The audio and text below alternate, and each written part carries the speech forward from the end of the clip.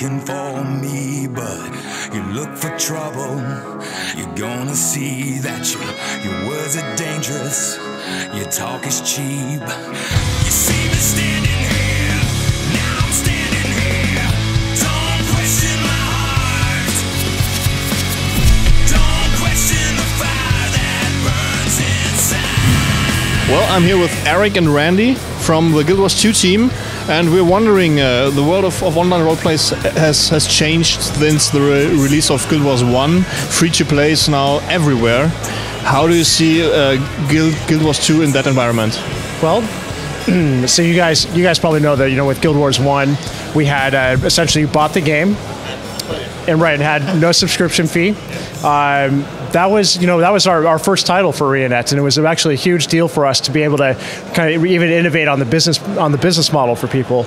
We sold over 6 million copies of the game. Huge first game success. We've really decided that even though we are building a AAA, huge, majestic world, that we're actually going to stick with our free-to-play business model. I think our fans, our loyal fans, really appreciate that. So I think that's just really important for us to continue with a huge player base and take that approach to it. So this is a very definite decision that is not going to change in the future. Right. No subscription fee. Right.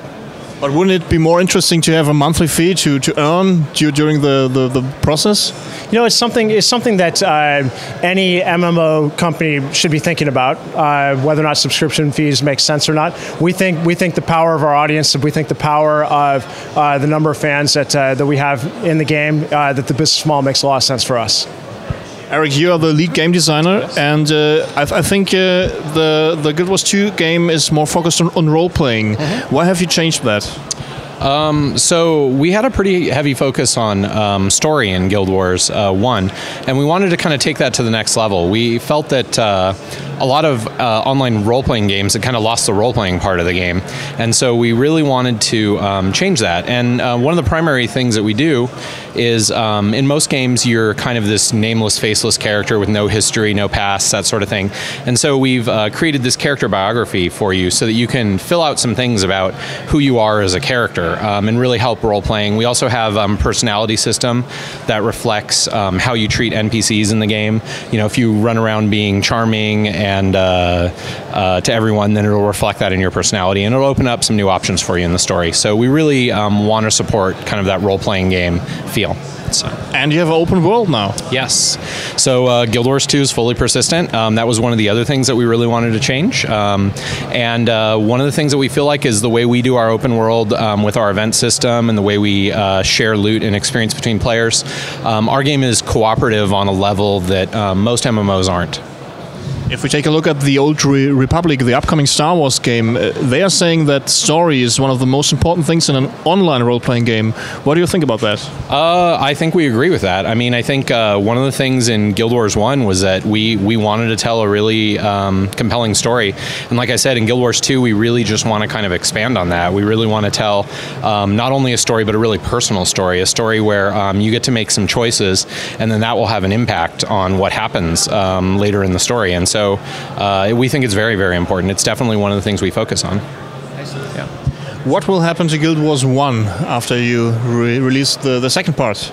We have a lot of hardcore fans, a lot of people that, we still have hundreds and hundreds of thousands of players playing the game.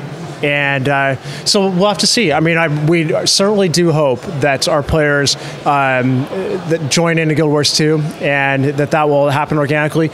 The thing is, though, again, with no subscription fee, players aren't tied to the game. Well, we're completely fine if people want to continue playing Guild Wars 1. That's great. We have a live team that supports the game today, and right now our plan is that we'll be supporting Guild Wars 1 even after Guild Wars 2 is out. You will be able to play Guild Wars 2 offline as well. What kind of experience will this be for the player? You actually won't be able to play Guild Wars 1 offline. No. This is wrong. Sure. You can solo through the game, and soloing in our game is a very different experience because you can actually without grouping with other players, you can feel like you're having a cooperative experience and playing with other players. And then the other thing that we do to support kind of different size groups of players, from solo to multiple groups, is a lot of our content will scale. And so what that does is it will detect how many players are trying to participate in a piece of content, and it will scale that content up or down depending on how many players are participating. And so it's very, very possible for a single player to have a really good play experience, and it's very possible for a group of players to have a really good play experience. Yeah. Compared to Guild Wars 1, 250 years have passed in the timeline. What has changed in terms of culture, technology and stuff?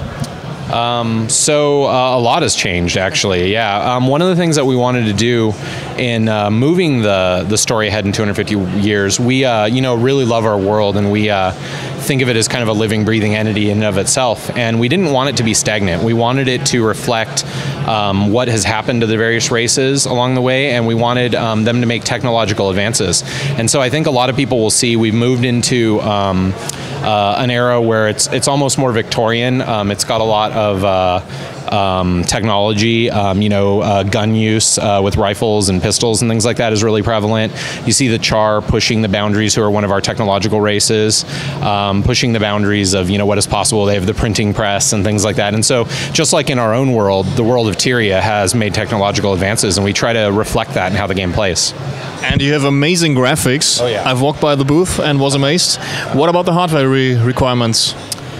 So we haven't released final hardware requirements yet, but one thing I can say, it's really, really important for us that a lot of people can play the game. And so we're going to have pretty low hardware requirements. In Guild Wars 1, I think when we released it, it could run on really, really low-end machines. Like I think a TNT 2 or something like that when it first released, and that was 5 years ago. And so we constantly develop actually on machines that are lower end, so that while we're playing the game and we're developing the game, we're constantly dealing with that. I mean, the video card that we're developing on right now is not even available for purchase anymore. You can't go to a store and buy them anymore, but the game will run on that. No, not quite that far back. Yeah. No, we didn't go that far back. But it's very, very important to our business model and to us to broaden our audience, to make the game very accessible and to make it so a lot of people can play it. So you won't need a supercomputer to play it. You won't need super state of the art. So yeah. So what are you going to do to keep the high-level players interested in Guild Wars 2? So we haven't talked completely about what our endgame is like. We do have dungeons, which are more like the traditional endgame content that people are looking at, which is very tough, kind of group-oriented combat. We have a few twists on that, which we'll talk about at a later date.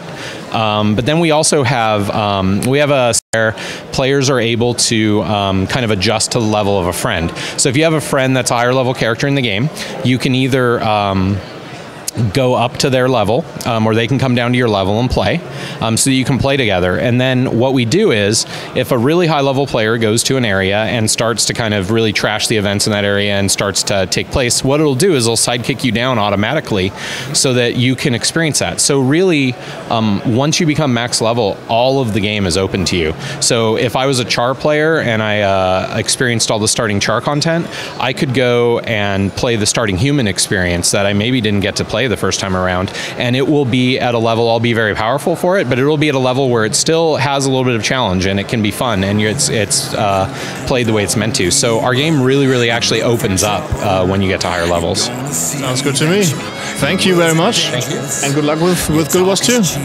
Thank you.